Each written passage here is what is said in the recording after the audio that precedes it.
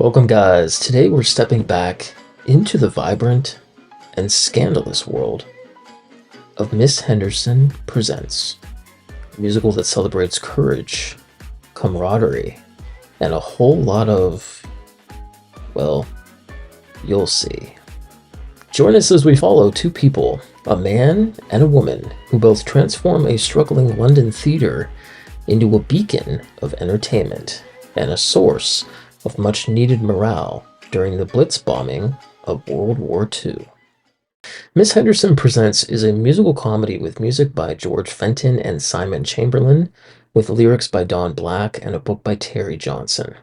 Now, based on the 2005 film of the same name, the musical tells the story of London's Windmill Theatre and its owner, Laura Henderson, who transformed the theatre and produced revaudeville shows featuring static, naked tableau girls, exploiting a loophole in the Lord Chamberlain's Lord Cromer censorship laws.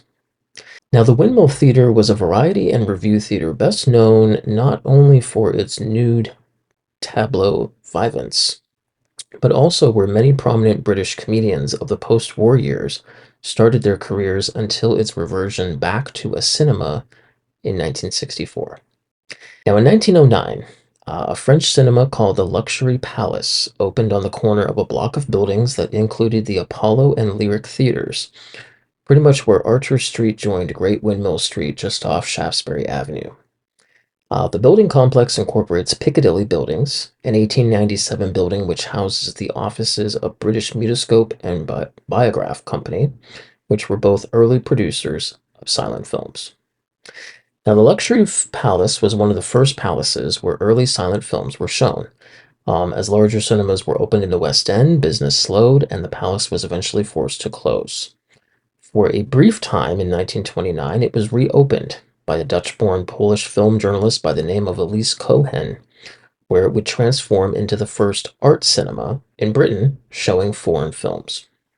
Now, by 1930, after her husband's death, Laura Henderson bought the former Luxury Palace and hired an architect to remodel the interior to a small 320-seat two-tier theater renamed the Windmill.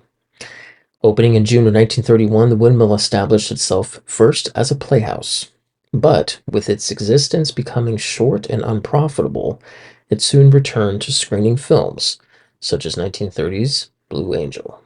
Well, by 1932, Miss Henderson hired a new theater manager by the name of Vivian Van Dam, who developed the idea of the Vaudeville, a program of continuous variety, sort of like the vaudeville circuits on Broadway, that ran from 2:30 p.m. until 11 p.m. Now, these shows were comprised of singers, dancers, showgirls, and specialty numbers. However, the vaudeville continued to be unprofitable, having lost in total about £20,000 in its first 4 years, which in today's money would be about $97,000. Now, a breakthrough came when Van Damme began to incorporate glamorous nude females on stage, inspired by the Folies Bergère and Moulin Rouge in Paris. Now, this was made entirely possible by convincing Lord Chamberlain, in his position as the censor for all theatrical performances in London, that the display of nudity in theaters was not obscene. Now, since the authorities could not credibly hold nude statues to be morally objectionable, the theater presented its nudes, the legendary Windmill Girls, in motionless poses as living statues. Now, the Windmill shows became a huge commercial success, and the Windmill Girls took their show on tour to other London and provincial theaters. So, without going too deep into its roots, well, where does that leave us? Well, the musical version had its premiere at the Theatre Royal in August of 2015, starring four-time Libby Award-nominated actress of stage, film, and television Emma Williams, British actress and musician Ian Bartholomew, British stage and television actress Tracy Bennett, and British actor Mark Hadfield. By February 2016, the musical transferred to London's Noel Coward Theatre, with the majority of the cast reprising their roles, as well as welcoming former EastEnders actor Jamie Foreman and British stage, film, and television actor Robert Hands. Now, the West End show garnered mixed reviews and closed after its initial 4-month run. No official reason was given for the closure, although it is believed to have been not a financial success. In her 2-star review for the Evening Standard, Fiona Mountford stated that the musical shares with the film a desperate lack of momentum.